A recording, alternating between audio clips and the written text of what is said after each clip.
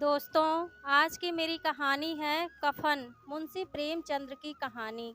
झोपड़े के द्वार पर बाप और बेटा दोनों एक बुझे हुए अलाव के सामने चुपचाप बैठे हुए हैं और अंदर बेटे की जवान बीवी बुधिया प्रसव वेदना में पछाड़ खा रही थी। रह रहकर उसके मुंह से ऐसे दिल हिला देने वाली आवाज निकलती थी कि दोनों कलेजा थाम लेते थे। जाड़ों की रात थी, प्रकृति सन्नाटे में डूबी हुई, सारा गांव अंधकार में लय हो गया था। धीसू ने कहा, मालूम होता है बचेगी नहीं, सारा दिन दौड़ते हो गया।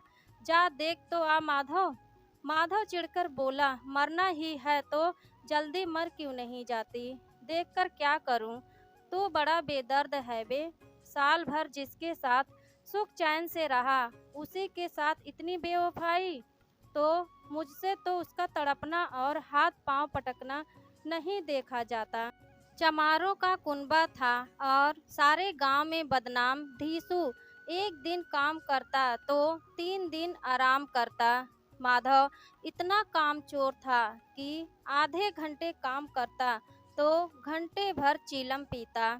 इसलिए उन्हें कहीं मजदूरी नहीं मिलती थी। घर में मुट्ठी भर भी अनाज मौजूद हो तो उनके लिए काम करने की कसम थी। जब 2-4 फाके हो जाते तो धीसू पेड़ पर चढ़कर लकड़ियां तोड़ लाता और माधव बाजार जाकर बेच लाता। और जब पैसे नहीं रहते, दोनों इधर उधर मारे मारे फिरते। गांव में काम की कमी न थी। किसानों का गांव था। मेहनती आदमी के लिए 50 काम थे, मगर इन दोनों को उसी वक्त बुलाते जब 2 आदमियों से एक का काम पाकर भी संतोष कर लेने के सिवाय और कोई चारा ना होता। घर में मिट्टी के 2-4 बर्तन के सिवाय कोई संपत्ति नहीं। फटे चीथड़ों से अपनी नग्नता को ढाके हुए जिए जाते थे। संसार की चिंताओं से मुक्त, कर्ज से लदे हुए, गालियां भी खाते, मार भी खाते, मगर कोई गम नहीं। दिन इतने की वसूली की आशा न रहने पर भी लोग इन्हें कुछ न कुछ कर्ज दे देते थे। मटर आलू की फसल में दूसरों के खेतों से मटर या आलू उखाड़ लाते और भून भान कर खा लेते, या 10-5 ऊख उखाड़ लाते और रात को चूसते। धीसू ने इसी आकाश वृत्ति से 60 साल की उम्र काट दी और माधव भी सपूत बेटे की तरह बाप के ही पद चिन्हों पर चल रहा था, बल्कि उसका नाम और भी उजागर कर रहा था। इस वक्त भी दोनों अलाव के सामने बैठकर आलू भून रहे थे, जो कि किसी खेत से खोद लाए थे। धीसू की स्त्री का तो बहुत दिन पहले देहांत हो गया था। माधव का ब्याह पिछले साल हुआ था। जब से यह औरत आई थी, उसने इस खानदान में व्यवस्था की नींव डाली थी और इन दोनों बेगैरतों का दोजग भरती रहती थी। जब से वह आई, यह दोनों और भी आराम तलब हो गए थे, बल्कि कुछ अकड़ने भी लगे थे। कोई कार्य करने को बुलाता तो निब्याज भाव से दुगनी मजदूरी मांगते। वहीं औरत आज प्रसव वेदना में मर रही थी और यह दोनों इसी इंतजार में थे कि वह मर जाए तो आराम से सोए। धीसू ने आलू छीलते हुए कहा, जाकर देख तो आ, क्या दशा है उसकी, चुड़ैल का फिसाद होगा और क्या। यहाँ तो ओझा भी 1 रुपये मांगता है। माधव को भय था कि वह कोठरी में गया तो धीसू आलूओं का बड़ा भाग साफ कर देगा। बोला, मुझे वहाँ जाते डर लगता है। डर किस बात का है, मैं तो यहाँ हूँ ही। तो तुम्हें जाकर देखो ना। मेरी औरत जब मरी थी तो मैं 3 दिन तक उसके पास से हिला तक नहीं, और फिर मुझसे लजाएगी कि नहीं? जिसका कभी मुंह नहीं देखा, आज उसका उधड़ा हुआ बदन देखूं। उसे तन की सुध भी तो न होगी। मुझे देख लेगी तो खुलकर हाथ पांव भी न पटक सकेगी। मैं सोचता हूँ, कोई बाल बच्चा हुआ तो क्या होगा। सोठ गुड़ तेल कुछ तो नहीं है घर में, सब कुछ आ जाएगा, भगवान दे तो। जो लोग अभी 1 पैसा नहीं दे रहे हैं, वे ही कल बुलाकर रुपये देंगे। मेरे 9 लड़के हुए, घर में कभी कुछ न था। भगवान ने किसी न किसी तरह बेड़ा पार ही लगाया। दोनों आलू निकाल निकाल कर जलते जलते खाने लगे। कल से कुछ नहीं खाया था, इतना सब्र न था कि ठंडा हो जाने दें। कई बार दोनों की जबानें जल गईं। छिल जाने पर आलू का बाहरी हिस्सा जबान, हलक और तालू को जला देता था और उस अंगारे को मुंह में रखने से ज्यादा खैरियत इसी में थी कि वह अंदर पहुंच जाए। धीसू को उस वक्त ठाकुर की बारात याद आई जिसमें 20 साल पहले वह गया था। उस दावत में उसे जो तृप्ति मिली थी वह उसके जीवन में एक याद रखने लायक बात थी और आज भी उसकी याद ताजा थी। बोला वह भोज नहीं भूलता। तब से फिर उस तरह का खाना और भर पेट नहीं मिला।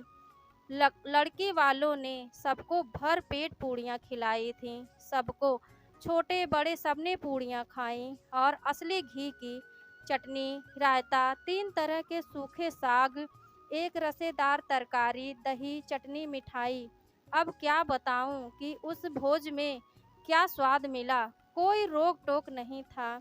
जो चीज़ मांगो, जितना चाहो खाओ। लोगों ने ऐसा खाया कि लोगों से पानी न पिया गया।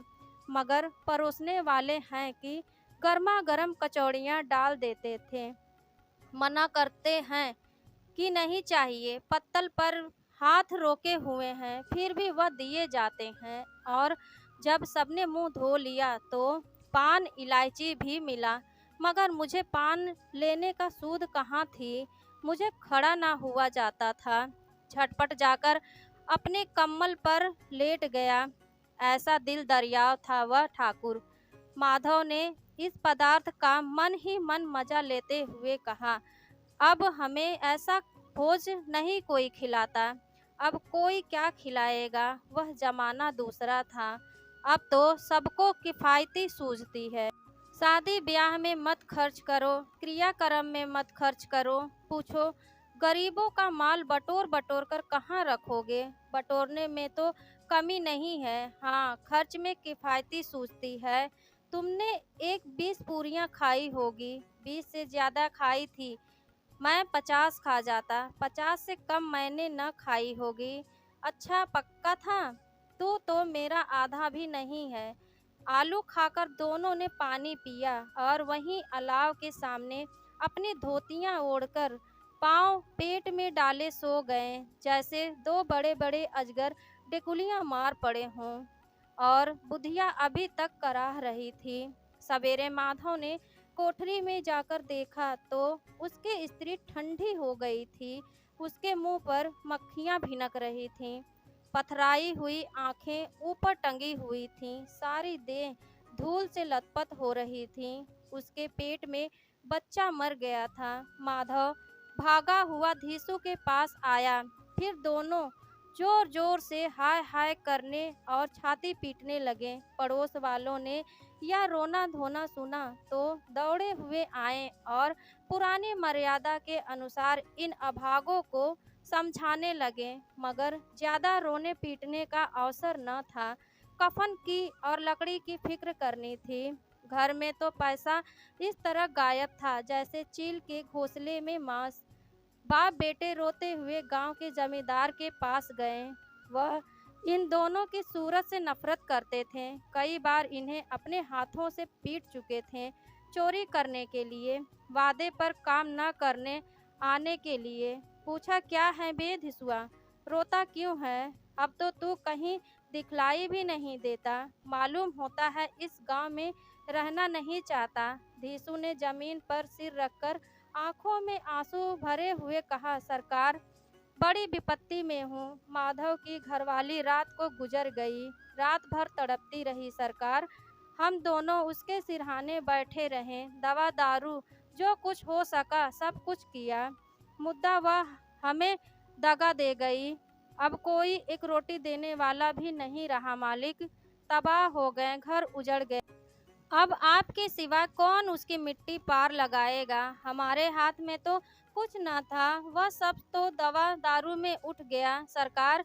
ही की दया होगी तो उसकी मिट्टी उठेगी। आपके सिवाय किसके द्वार पर जाऊं? जमींदार साहब दयालु थे, मगर धीसू पर दया करना काले कम्बल पर रंग चढ़ाना था।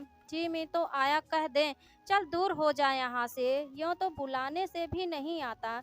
आज जब गरज पड़ी तो आकर खुशामद कर रहा है, हरामखोर कहीं का बदमाश। लेकिन यह क्रोध या दंड देने का अवसर न था। जी में कुड़ते हुए 2 रुपये निकाल कर फेंक दिया, मगर सांत्वना का एक शब्द मुंह से न निकला। उसकी तरफ ताका तक नहीं, जैसे सिर का बोझ उतारा हो। जब जमींदार साहब ने 2 रुपये दिए तो गांव के बनिए महाजनों को इनकार का साहस कैसे होता। धीसू जमींदार के नाम का ढिढोरा भी पीटना जानता था। किसी ने 2 आने दिए, किसी ने 4 आने। 1 घंटे में धीसू के पास 5 रुपये की अच्छी रकम जमा हो गई। कहीं से अनाज मिल गया, कहीं से लकड़ी, और दोपहर को धीसू और माधव बाजार से कफन लाने चले। इधर लोग बांस वास काटने लगे। गांव की नर्मदिल स्त्रियां आ आकर लाश देखती थीं और उसकी बेकसी पर 2 बूंद आंसू गिराकर चली जाती थीं। बाजार में पहुंचकर धीसू बोला, लकड़ी तो उसे जलाने भर को मिल गई है, क्यों माधव? माधव बोला, हाँ लकड़ी तो बहुत है, अब कफन चाहिए तो चलो कोई हल्का सा कफन ले ले। हाँ और क्या, लाश उठते उठते रात हो जाएगी। रात को कफन कौन देखता है?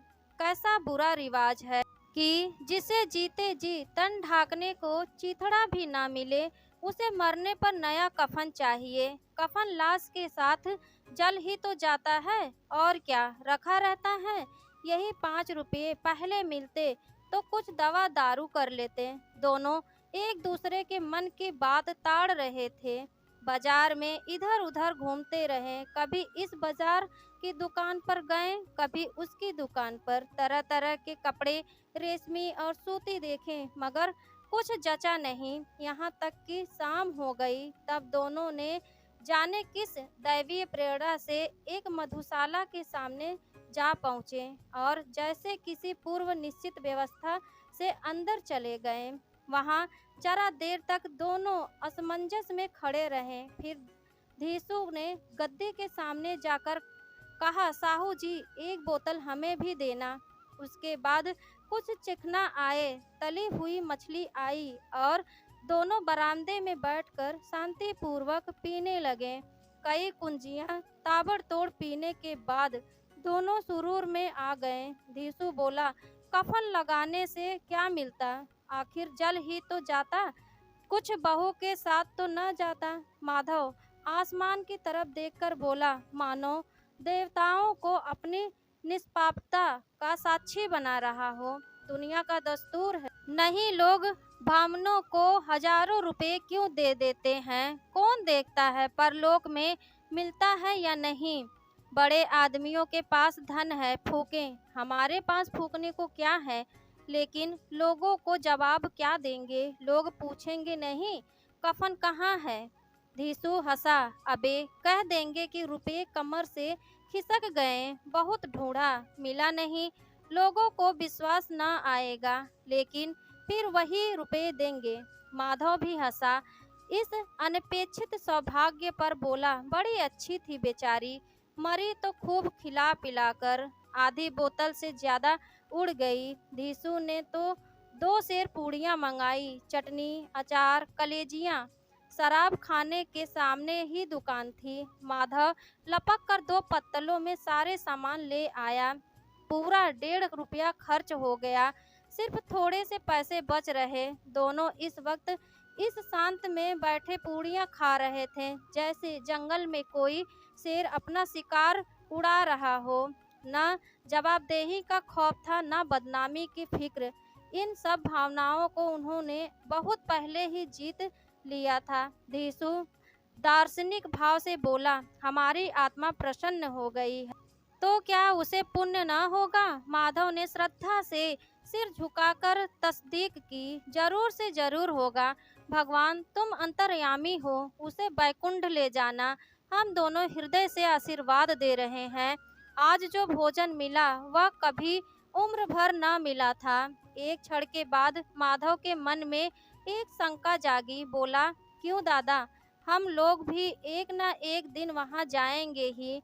धीसू ने इस भोले भाले सवाल का कुछ उत्तर न दिया। वह परलोक की बातें सोचकर इस आनंद में बाधा न डालना चाहता था। जो वहाँ हम लोगों से पूछें कि तुमने हमें कफन क्यों नहीं दिया तो क्या कहेंगे? कहेंगे तुम्हारा सिर। पूछेगी तो जरूर, तू कैसे जानता है कि उसे कफन न मिलेगा? तू मुझे ऐसा गधा समझता है? 60 साल क्या दुनिया में घास खोदता रहा हूँ, उसको कफन मिलेगा और बहुत अच्छा मिलेगा। माधव को विश्वास न आया। बोला, कौन देगा? रुपये तो तुमने चट कर दिए। वह तो मुझसे पूछेगी, उसकी मांग में तो सिंदूर मैंने डाला था। कौन देगा? बताते क्यों नहीं? वही लोग देंगे जिन्होंने अबकी दिया। हाँ, अबकी रुपये हमारे हाथ ना आएंगे। ज्यों-ज्यों अंधेरा बढ़ता था और सितारों की चमक तेज होती थी, मधुशाला की रौनक भी बढ़ती जाती थी। कोई गाता था, कोई डींग मारता था, कोई अपनी संगी के गले लिपटा जाता था, कोई अपने दोस्त के मुंह में कुल्हड़ लगाए देता था। वहाँ के वातावरण में सुरूर था, हवा में नशा। कितने को यहाँ आकर एक चूल्हे में मस्त हो जाते थे। शराब से ज्यादा यहाँ की हवा उन पर नशा करती थी। जीवन की बाधाएं यहाँ खींच लाती थी और कुछ देर के लिए यह भूल जाते थे कि वे जीते हैं या मरते हैं, या न जीते हैं न मरते हैं। और यहाँ दोनों बाप बेटे अब भी मजे ले लेकर चुस्कियां ले रहे थे। सबकी निगाहें इनकी ओर जमी हुई थीं। दोनों कितने भाग्य के बली हैं। पूरी बोतल बीच में है। भर पेट खाकर माधव ने बची हुई पूरियों का पत्तल उठाकर एक भिखारी को दे दिया, जो खड़ा इनकी ओर भूखी आंखों से देख रहा था और देने के गौरव, आनंद और उल्लास का अपने जीवन में पहली बार अनुभव किया। धीसू ने कहा, ले जा, खूब खा और आशीर्वाद दे। जिसकी कमाई है वह तो मर गई, मगर तेरा आशीर्वाद उसे जरूर पहुँचेगा। रोए रोए से आशीर्वाद दो, बड़ी गाढ़ी कमाई के पैसे हैं। माधव ने फिर आसमान की तरफ देखकर कहा, वह बैकुंठ में जाएगी दादा, बैकुंठ की रानी बनेगी। धीसू खड़ा हो गया और जैसे उल्लास की लहरों में तैरता हुआ बोला, हाँ बेटा, बैकुंठ में जाएगी।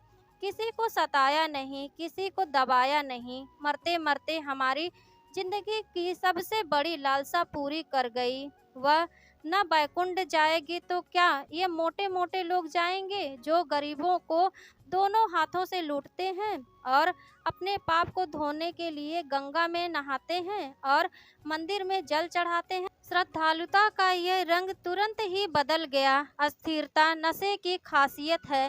दुख और निराशा का दौरा हुआ। माधव बोला, मगर दादा, बेचारी ने जिंदगी में बड़ा दुख भोगा, कितना दुख झेलकर मरी। वह आंखों पर हाथ रखकर रोने लगा। चीखें मार मार कर धीसू ने समझाया, क्यों रोता है बेटा?